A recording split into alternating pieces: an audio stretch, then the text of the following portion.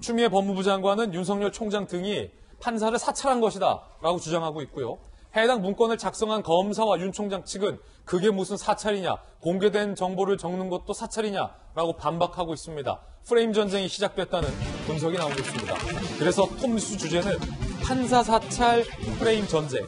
잠시 후 이 논쟁 뜨겁게 전해드리겠고요. 자, 그에 앞서 검사들 내부에서 추미애 장관의 이번 조치, 총장을 직무 배제하고 징계 조치하겠다라는 법무부 장관의 이번 조치에 대해서 집단 성명을 내고 있습니다. 집단 반발. 어제 대검 34기 이하 연구관들 30여 명, 부산지검, 동부지검 평검사들 법치주의를 심각히 훼손했다. 이건 위법하고 부당한 조치다. 라며 추 장관의 이번 조치에 대해서 정면으로 반기를 들었습니다. 오늘 전국 검찰청 10여 곳 평검사 회의를 열고 공동 입장을 내기로 했습니다.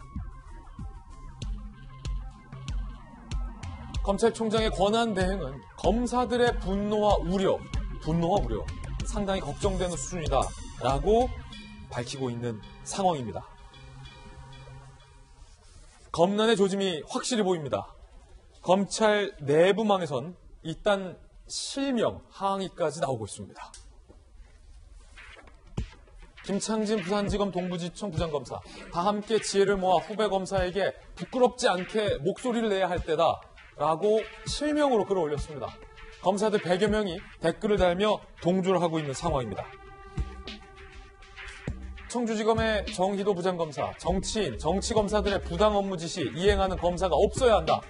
김수현 제주지검 인권감독관, 검찰 역사에 조종 울린 듯해서 참담하다라는 실명의 성명까지, 항의 성명까지 올라오고 있는 그런 상황입니다. 일단은 이재명 기자, 평검사회의, 조금 이례적인데요. 우리 국민들 듣기에 평검사회의 오늘 열린다고 하고 원보이스를 내기로 했다. 이게 무슨 의미인지, 그리고 지금 검찰 내부망에 실명으로 항의글이 많이 올라오는 겁니까?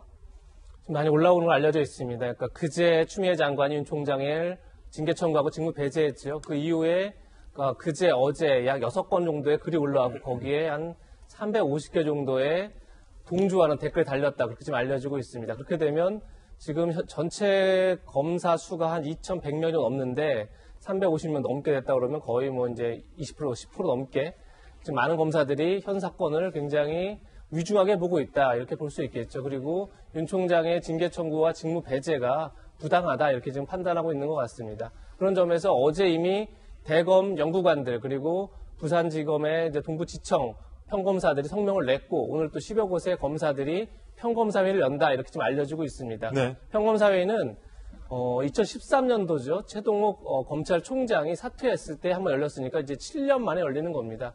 그만큼 검사들의 집단행동이 최근에 없었었는데 이번 윤 총장 직무 배제권을 두고 이제 검사들이 좀 이렇게 집단행동에 나섰다 이렇게 볼 수 있을 것 같고 검난 조짐이 아니라 이미 검난은 시작됐다고 보입니다. 검난은 시작됐다? 결국 그런 점에서 아마 추미애 장관 등의 속도전으로 이 사안을 밀어붙일 텐데 결국 검사들의 집단행동이 어느 정도 확산되느냐가 아마 그 속도전에 영향을 미치지 않을까 이런 생각이 듭니다. 그렇군요.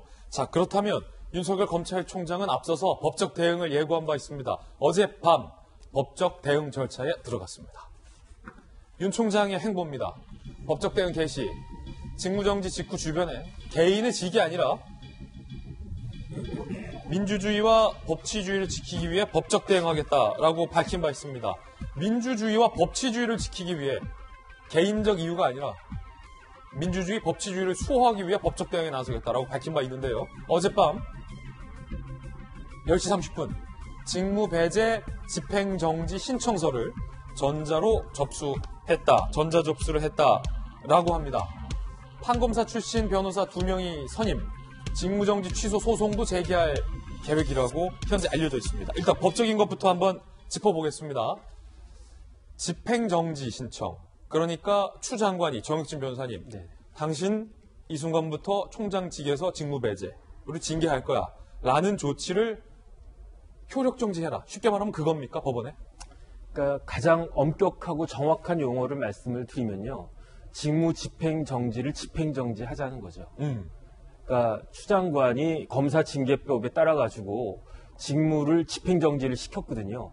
그 집행정지라고 하는 처분을 그 행정소송법 23조의 2항에 보면은 집행정지할 수 있도록 처분에 대해서 집행정지할 수 있다는 그런 규정이 나오거든요.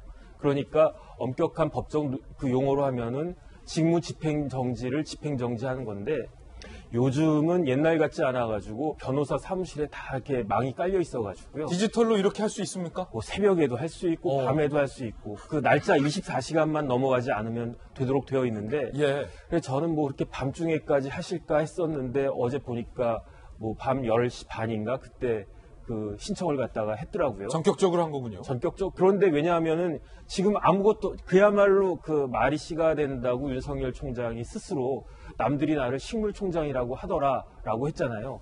지금은 법적으로 식물총장이거든요. 그랬습니까? 그러니까 어쨌든 이 식물총장의 상태에서 빨리 벗어나기 위해서는 하루라도 빨리 집행정지 신청을 해야 된다라고 하는 건데 그럼 이건 행정법원에 한 겁니까? 행정법원에 하는 거죠. 그러면 행정법원의 판사가 판단하게 됩니까? 그렇죠. 부장판사가 판단하게 됩니까? 합의체가 판단하게 됩니까? 아마 이건 합의부로 갈 것 같아가지고 예. 합의부에 그 판사가 3명 있으니까 부장 포함해서 3명이서 결정해가지고 그 판단을 갖다 할 건데 그러지 않아도 제가 궁금했어요. 그래서 이게 집행정지 언제쯤 나올까? 그래서 저희 사무실에 했었던 가장 최근의 집행정지 결정이 10월 23일 날 저희가 신청을 했는데 예. 11월 18일 날 인용이 됐거든요. 예. 그러니까 한 20며칠 딱 걸렸는데 근데 아마 이 건은 보다 더 엄중하고 중요한 건이니까 네. 오늘 들어가면 이제 재판부 배당되고 하는데 시간 조금 걸릴 거고 제 느낌으로는 신문기일은 한번 할 거예요. 그래가지고 윤석열 총장하고 법무부하고 나와가지고 한번 그 신문을 갖다가 한 다음에 다음 주 빠르면 다음 주 중에는 그 판단이 나오지 않을까 어허. 결정이 나오지 않을까 그런 느낌이 들었어요. 그러면은 자 행정법원의 판사가 판단을 할 텐데 네. 윤 총장이 주장했던 것처럼 추 장관의 총장 직무 배제는 부당하기 때문에 이걸 당장 중지해야 된다라는 말이 맞는지 아니면 윤 총장의 주장을 받아들일 필요가 없는지 즉 추 장관의 명령 그대로를 계속 가게 둘 것인지를 행정법원에서 판단하게 될 텐데 네. 그 판단의 근거가 법원에서는 어떤 점을 좀 볼까요? 그러니까 여러 가지 사유가 있는데 예. 제가 봤을 때 뭐 한동훈 검사장 같은 경우는 기소도 안 됐고 한명숙 전 총리 같은 경우에는 이미 재심도 안 되고 그러니까 그거는 이유 자체로 말이 안 되는 것 같다라고 생각할 경우가 많이 있을 것 같고요.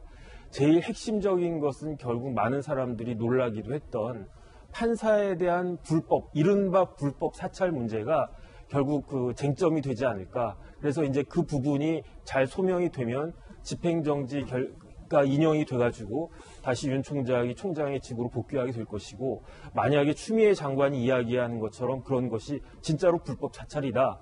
그러면은 그 기각이 될 가능성도 있지 않을까 하는 그런 생각은 사실 듭니다. 아니 그러면 단순히 이 법무부 장관의 명령이 정지되느냐 마느냐의 문제가 아니라 네. 이 판단이 어쩌면 어떻게 나오느냐에 따라서 추 장관에게 윤 총장에게 굉장히 큰 리스크가 될 수도 있겠군요. 만약에 행정법원이 윤 총장의 주장을 맞다라고 판단할 경우에는 이른바 법무부 장관이 총장을 향해서 법적으로 부당한 조치를 했다라고도 해석될 수 있는 여지가 있는 것 아닙니까? 그럼요. 그런데 일반적으로는요. 예. 그 집행정지는 저 같은 경우 뭐 수십 번 했지만 다 인용을 받아냈어요. 왜냐하면 판사들이 집행정지는 웬만하면 다 받아준다고요. 중요한 거는 이제 행정소송 가가지고 잘 다투어 봐라. 그런데 이 건 사안이 틀려요. 왜냐하면 집행정지가 중요하지 본안소송이 중요하지 않은 것이 왜냐하면 윤 총장 임기가 내년 7월까지인가 그러니까 소송하는 기간에 임기 다 끝날 거라고요. 그러니까 집행정지가 오히려 다른 케이스와는 달리 행정 본안소송보다 더 중요한 케이스가 될 수가 있기 때문에 그런 부분들의 방점을 찍고 행정법원 판사들이 아마 좀 그 심각하게 고민을 하지 않을까 그런 생각은 듭니다. 예. 자, 그 의미에 대해서 법적으로 한번 짚어봤습니다. 만약에 정반대로 윤 총장의 주장이 기각된다면 오히려 추 법무부 장관의 주장의 힘이 확 실릴 수도 있는 여지로 해석될 수 있는 대목이 될 수 있겠다라는 생각도 듭니다. 그렇기 때문에 그 행정법원의 판단과 결과가 더욱더 주목되는 상황입니다. 잠시 후에 이야기 다시 짚어보겠고요.